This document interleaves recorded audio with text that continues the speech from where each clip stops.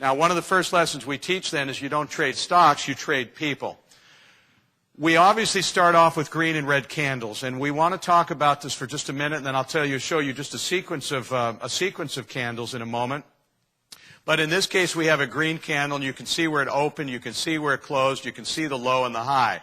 Obviously, if we got into this green candle and we're thinking we wanted to take a long trade, what kind of candle would we really want to see after this green candle? Another? Right, that's obviously what we'd like to see. So every case, the candle now becomes support and resistance. So the bottom of the candle, if we were to fall down below the bottom of the candle, would be breaking support.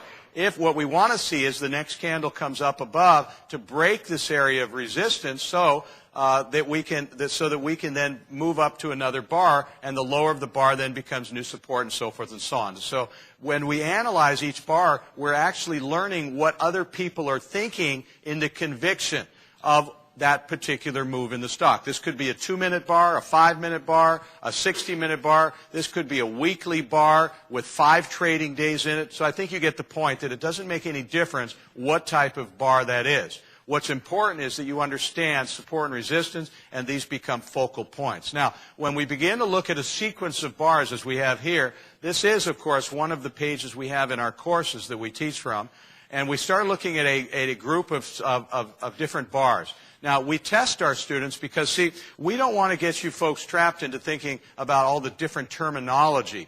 Now, many of you have probably read a great number of Japanese candle books and the different patterns. There's all sorts of things like doji bars and hammers and inverted hammers. And there's, of course, dark cloud covers. There's dark cloud covers with a mama holding an umbrella, with rain turning to sleet and soon snow. You know what I'm talking about. Now, some of those that I just mentioned are not true patterns, because I know some of you are writing those down saying, I knew I was missing that one pattern. It's not important what the pattern is. It's more important to understand the psychology of what's happening inside the bars in the pattern. Does that make sense, everybody? So once you can determine what the psychology of the bars are and what's happening, it's more important that you can identify that than to memorize every single type of description of a candle or pattern that candles create.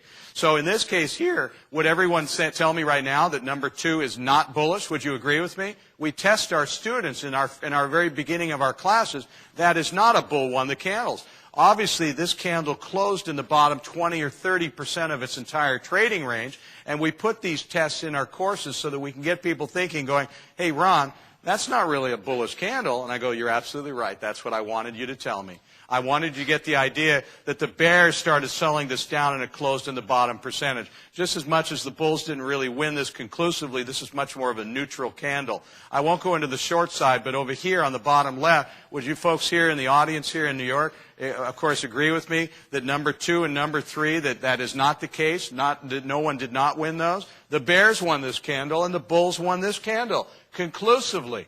The bears crushed this candle. They won this candle. They closed in the bottom 2 or 3%. The bulls won this candle and drove it all the way up to the top. And I think you can see that. So by just simply understanding these rudimentary things, it becomes very much easier to be able to interpret candles. I've done this at a couple of workshops here in New York. I've done this online a few times, so I'll do it here just to have a little fun and maybe get a laugh or two. What's 7 times 7, everyone?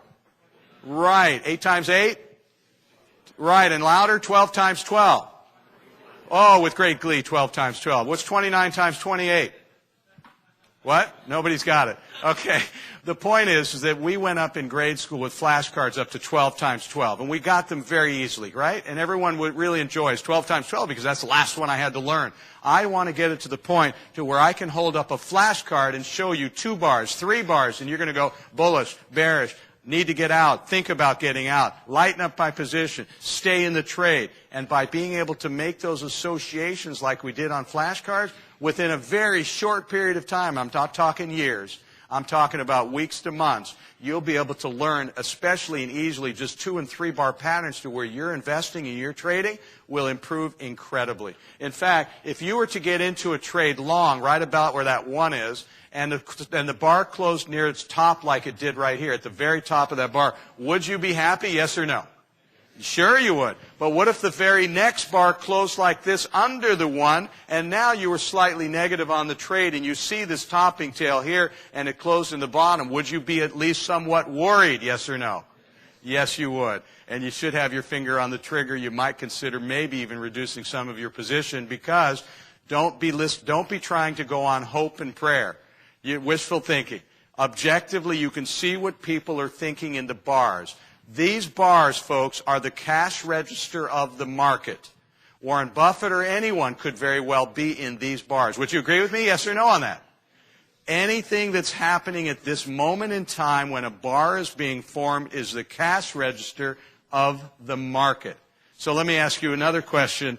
Okay, when we start talking about the cash register of the market and we have time and sales, what makes up every one of the 170 indicators work? We have moving averages, we have stochastics, we have the momentum indicator, which is the MOM3, we have the DAD 17, we have the aunt and uncle. I'm just kidding about the last two.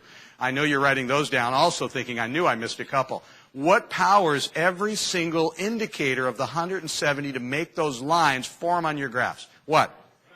Price and volume. If without price and volume, you will never get a moving average or any other indicator to work in existence. So the sooner you can identify price and volume and understand the relationships between that, the better you're going to make your investment decisions.